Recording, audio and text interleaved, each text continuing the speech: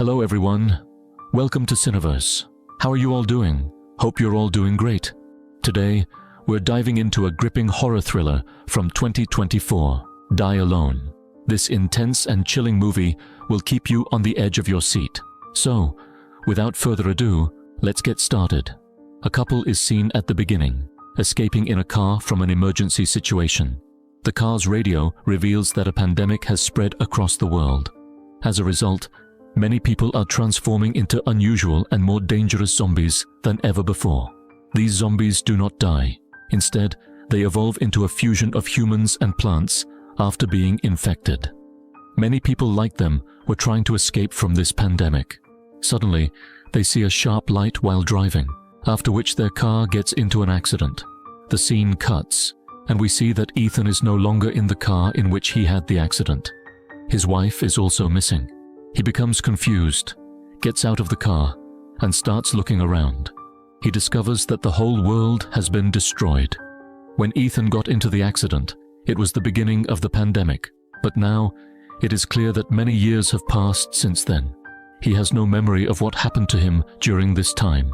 As he wanders in search of his wife, a man suddenly appears in front of him and points a gun at him. Before the man can kill Ethan, someone shoots him from behind. It is a woman who has saved Ethan.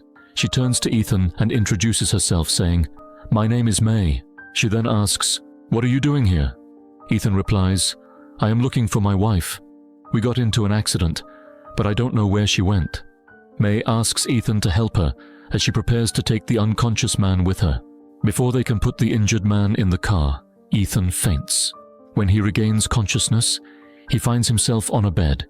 It is May's house, meaning she brought him there as well. Ethan comes downstairs and sees May cooking food for him. She asks him a few questions, including, "Where did you come from?" Ethan replies, "I don't know anything.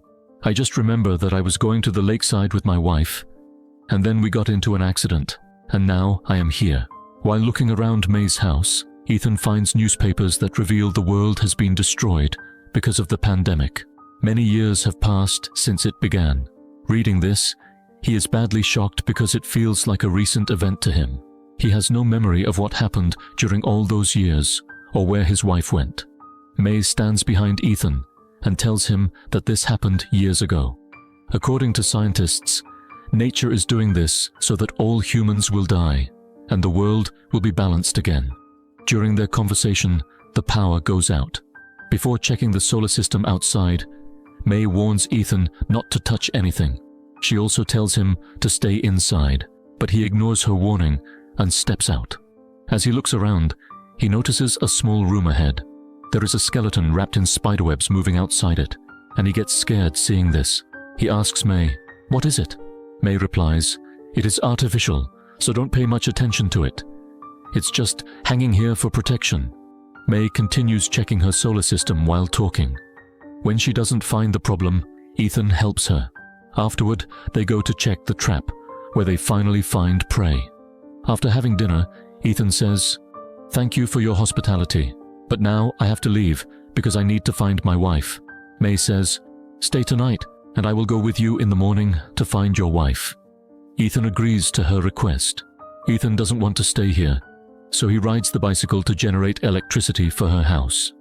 After that, May goes to sleep, but Ethan, feeling impatient to find his wife, leaves in May's car at night. He doesn't remember much from before the pandemic. He only remembers that they were going to the lake, where they had a house. Ethan finally reaches there. He is about to go inside his house, but notices that it is locked from the inside. He starts screaming, "Emma! Emma!" But when there is no response, he is forced to break the windows to get inside. Someone is living there, but it is not Emma. Whoever it is, Ethan tortures her and demands to know where Emma is. The woman says she doesn't know any Emma and has been living here alone with her daughter for years.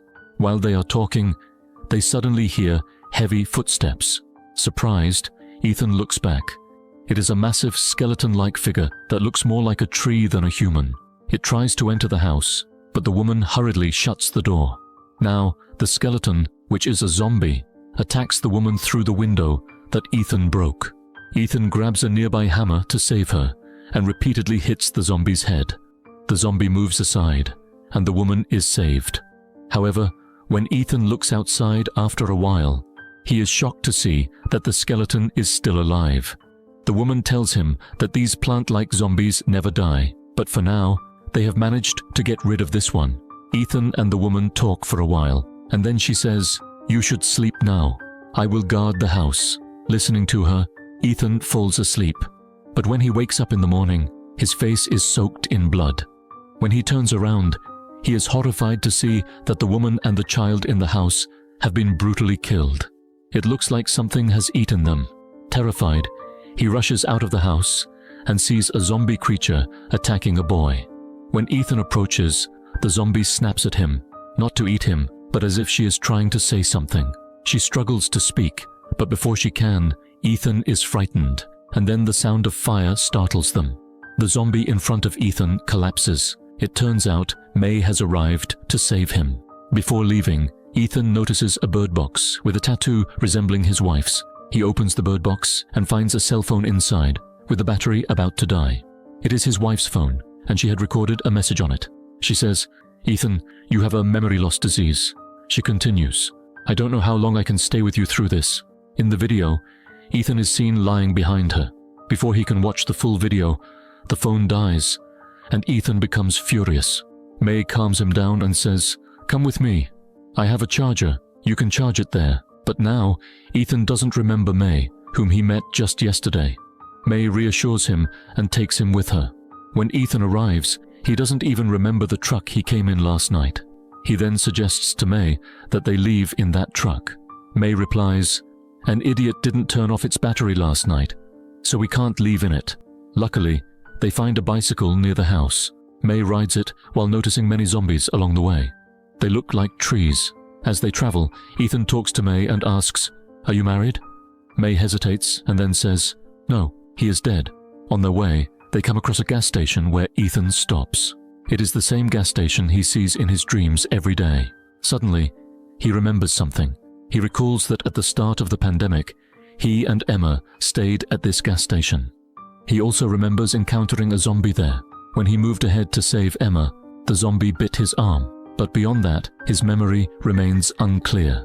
May reaches home with Ethan and asks him to stay silent because she senses someone's presence nearby.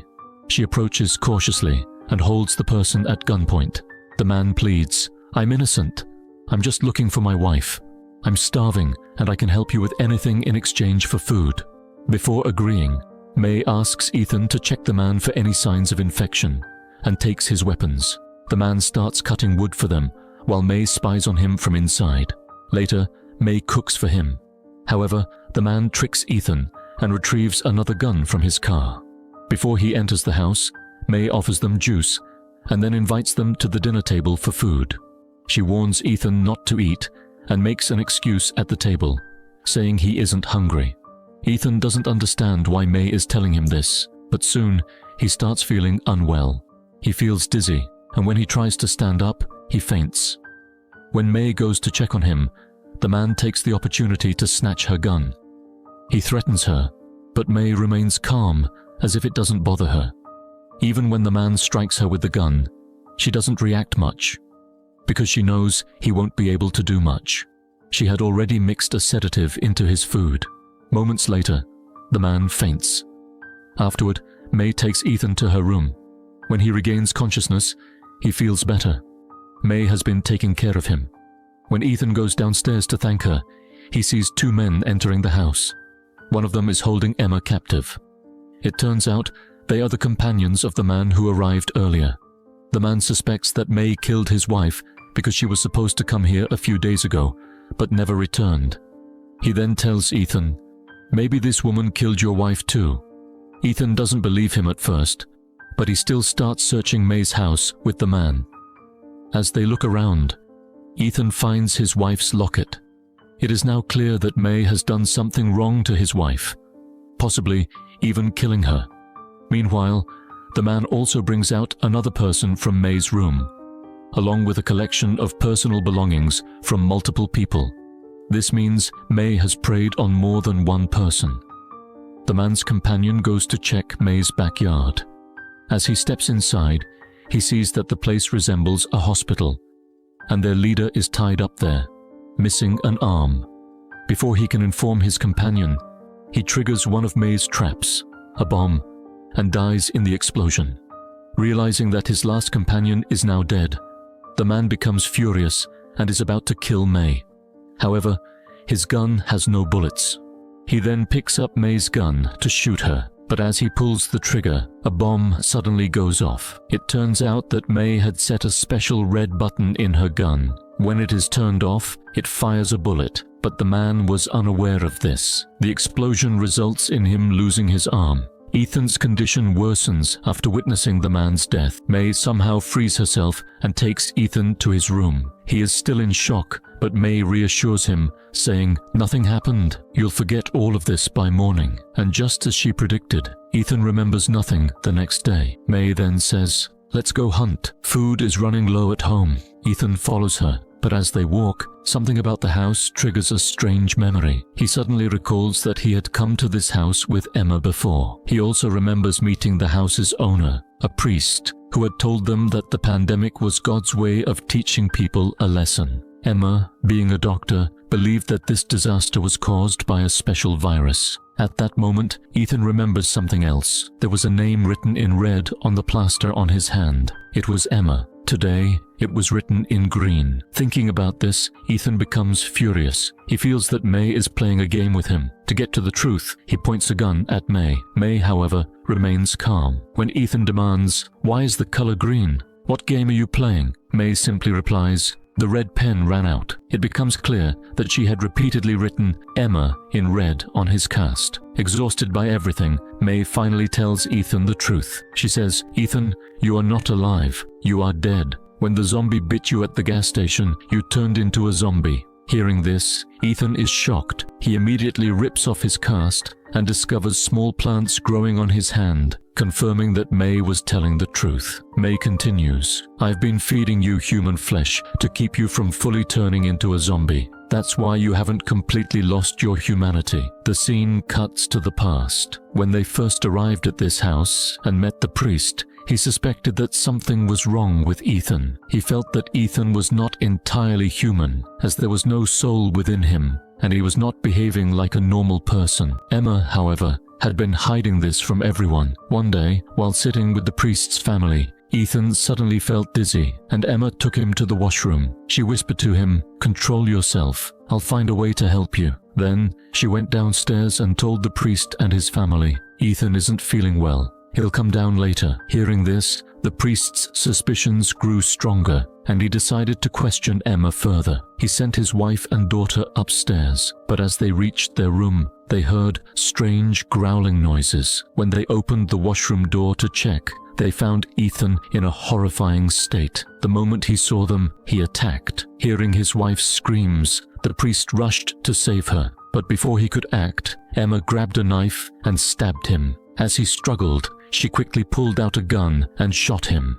Then it was revealed that Ethan had also killed the priest's wife and daughter. The scene cuts back to the present. Ethan now realizes the shocking truth. The woman standing before him, May, is actually Emma, his wife. She has grown older, while he still looks young because he turned into a zombie. Emma had kept her promise all these years. She had stayed by his side, protecting him, even killing countless people to keep him alive. But because of Ethan's memory loss, he no longer recognized Emma in her old age. That's why she introduced herself as May. Ethan starts weeping as he processes everything. Emma, tired and broken, says, "I can't do this anymore. I just want to live with you as you are." Ethan, unable to bear the thought of his wife turning into a zombie out of sorrow, shoots himself. However, as we know, zombies cannot die. Moments later, he revives. After this, he starts feeling dizzy. He has reached the final stage of turning into a complete zombie.